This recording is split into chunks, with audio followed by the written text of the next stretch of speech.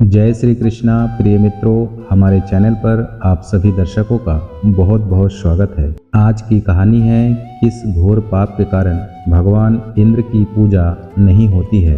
प्रिय मित्रों, वीडियो शुरू करने से पहले आप लोगों से एक निवेदन करना चाहूँगा कि आप अगर इस चैनल पर नए हैं तो इस चैनल को सब्सक्राइब कर बेल आइकन को प्रेस कर दीजिएगा, क्योंकि आपका एक सब्सक्राइब हमारे लिए बहुत ही महत्व रखता है। प्रिय मित्रों, किस घोर पाप के कारण भगवान इंद्र की पूजा नहीं होती है। मित्रों, काम और क्रोध दो ऐसी चीजें हैं जिस पर हमेशा नियंत्रण रखना चाहिए, नहीं तो इसके उत्पन्न होने से कई तरह की बुराइयां जन्म ले सकती है।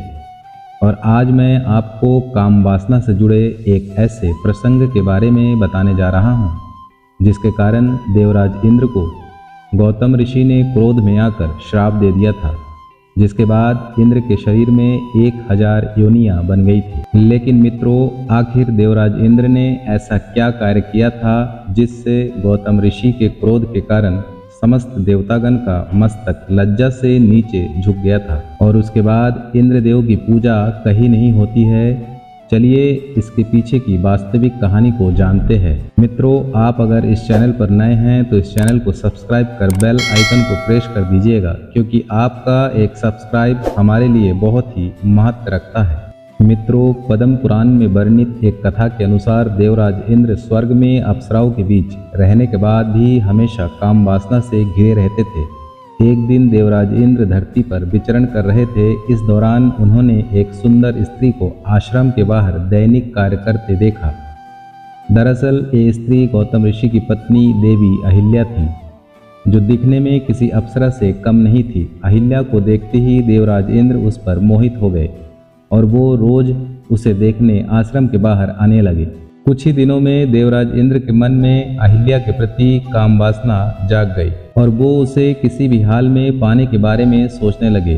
अब क्योंकि अहिल्या पहले से ही गौतम ऋषि की अर्धांगिनी थी, तो इंद्र उससे विवाह भी नहीं कर सकते थे।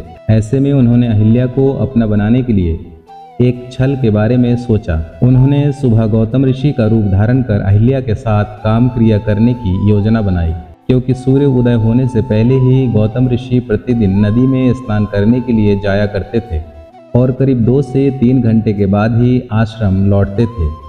अपनी योजना को पूरा करने के लिए इंद्र आधी रात से कुटिया के बाहर छिपकर ऋषि के जाने की प्रतीक्षा करने लगे।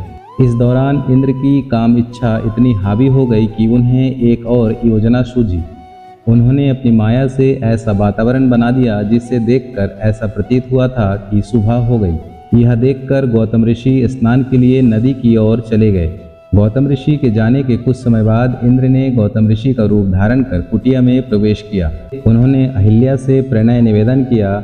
अपने पति द्वारा इस तरह के विचित्र व्यवहार को देखकर पहले तो अहिल्या को शंका हुई, लेकिन इंद्र के छल कपट और मीठी बातों को सुनकर अहिल्या भी अपने पति के स्नेह में सब कुछ भूल बैठी। उधर नदी के पास जाने पर ऋषि गौतम ने आसपास का वातावरण देखा, जिससे उन्हें अनुभव हुआ कि अभी सुबह नहीं हुई है। गौतम ऋषि को यह समझने में ज़्यादा समय नहीं लगा कि कुछ अनहोनी होने वाली है। इस भय से वो जल्दी से आश्रम पहुंच गए, जहां उन्होंने अपने वेश में किसी पर पुरुष को अहिल्या के साथ क्रिया करते देखा। ये देखते ही गौतम ऋषि क्रोध से व्याकुल हो उठे। वहीं दूसरी ओर उनकी पत्नी ने जब अपने पति को सामने खड़ा पाया तो उन्हें सारी बात समझ में आ गई। अनजाने में किए अपराध को सोचकर उनका चेहरा पीला पड़ गया और इंद्र भी भयभीत हो गए। क्रोध से व्याकुल गौतम ऋषि ने इंद्र से कहा, मूर्ख, तूने मेरी पत्नी की पतिव्रता भंग किया है। उसकी योनि को पाने की इच्छा मात्र के लिए तूने इतना बड़ा अपराध कर दिया। यदि तुझे स्त्री योनि को पाने की इतनी ही लालसा है तो मैं तुझे श्राप देता हूँ कि अभी इसी समय तेरे पूरे शरीर पर हजारों योनियां उत्पन्न हो जाएगी, ताकि स्त्री की योनि पाने के लिए तुझे किसी और स्त्री के पास जाना ना पड़े। इसी के साथ अहिल्या से अनजाने में हुई इस भूल के लिए गौतम ऋषि ने उसे हमेशा के लिए पत्थर की मूर्ति बन जाने का श्राप दे दिया। कुछ ही पलों में श्राप का प्रभाव इंद्र के शरीर में दिखने लगा और उनके पूरे शरीर में स्त्री योनियां निकल आई। ये देखकर इंद्र शर्मिंदगी महसूस करने लगे। उन्होंने हाथ जोड़कर गौतम ऋषि से श्राप मुक्ति की प्रार्थना की इसलिए ऋषि ने इंद्र पर दया करते हुए 1000 योनियों को 1000 आंखों में बदल दिया।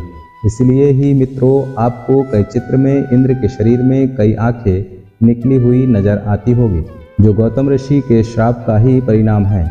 मित्रों, आप सबको यह बता दूं कि इंद्र के इस कारनामे से पूरा देवतागण अपमानित हो गया था और इंद्र द्वारा किए गए ऐसे कई काम हैं जिसके बाद से उन्हें स्वर्ग और देवताओं का राजा तो माना गया, लेकिन उनका एक भगवान के तौर पर पूजा नहीं किया जाता है। तो मित्रों, आज की वीडियो में बस इतना ही। वीडियो अच्छा लगे तो चैनल को सब्सक्राइब कर बेल आइकन को प्रेस कर दीजिएगा।